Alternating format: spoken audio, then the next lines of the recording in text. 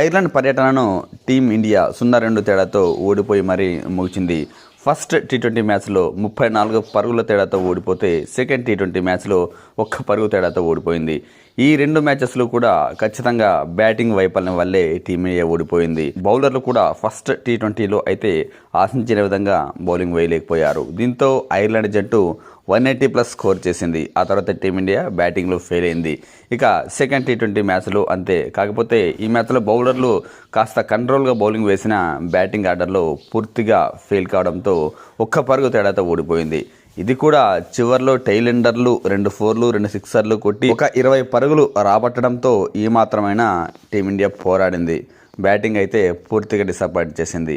అటు బౌలింగ్లోనూ నిలకడైతే మిస్ అయింది. మరీ ముఖ్యంగా హర్షదీప్ సింగ్ ఫస్ట్ టీ20 మ్యాచ్లో 4 ఓవర్లు 28 పరుగులు ఇచ్చి 2 వికెట్లు తీసి బాగానే బౌలింగ్ వేశాడు. కానీ ఈ మ్యాచ్లో అదే 4 ఓవర్లకు 35 పరుగులు ఇచ్చి 2 వికెట్లు తీసినప్పటికీ రన్స్ కాస్త ఎక్కువగానే ఇచ్చాడు. నిజంగా ఈ మధ్యకాలంలో హర్షదీప్ సింగ్ కన్సిస్టెన్సీ మిస్ అయింది. ఒక మ్యాచ్లో బాగా బౌలింగ్ వేసి మరో మ్యాచ్లో బాగా బౌలింగ్ వేయడు. ఎగ్జాక్ట్లీ ప్రసిద్ధ కృష్ణ విషయంలో కూడా ఇదే జరుగుతుంది. అతను ఆఫ్ఘనిస్తాన్తో ముగిసిన 3వ వన్డేలో 5 వికెట్లు తీశాడు. కానీ ఇక్కడ ఫస్ట్ టీ20 మ్యాచ్లో 50 పరుగులకు పైగా ఇచ్చుకొని ఏకంగా 2వ టీ20 నుంచి తప్పుకున్నాడు, పక్కన పెట్టేశారు. ఇప్పుడు హర్షదీప్ సింగ్ను కూడా పక్కన పెట్టేసి భువనేశ్వర్కు అవకాశం ఇస్తే బాగుంటుందని సూచిస్తున్నారు.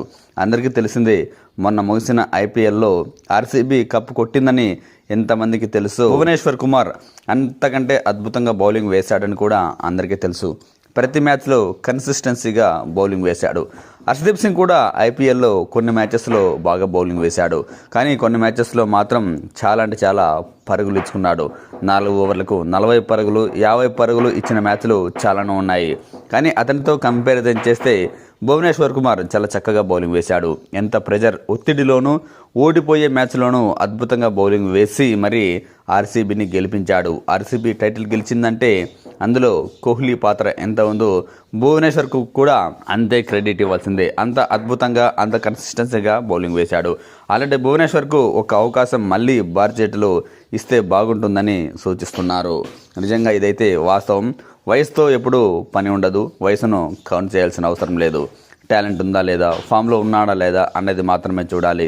నాకు తెలిసి ఆస్ట్రేలియా బ్యాట్స్మెన్ ఆడమ్ ఓజెస్ను అనుకుంటా దాదాపు 36 ఏళ్ల వయసులో ఆస్ట్రేలియా టీంకు సెలెక్ట్ చేశారు. అతను వెస్టిండీస్పై డబుల్ సెంచరీ కూడా చేశాడు ఆ వయసులోనూ. సో వయసు గురించి ఆలోచించాల్సిన పని లేదు. డొమెస్టిక్ క్రికెట్లో రాణించాడా లేదా అన్నది మాత్రమే చూడాలి. ఫామ్లో ఉన్నది లేనిది మాత్రమే చూసి అవకాశం ఇస్తే బాగుంటుందని సూచిస్తున్నారు విశ్లేషకులు.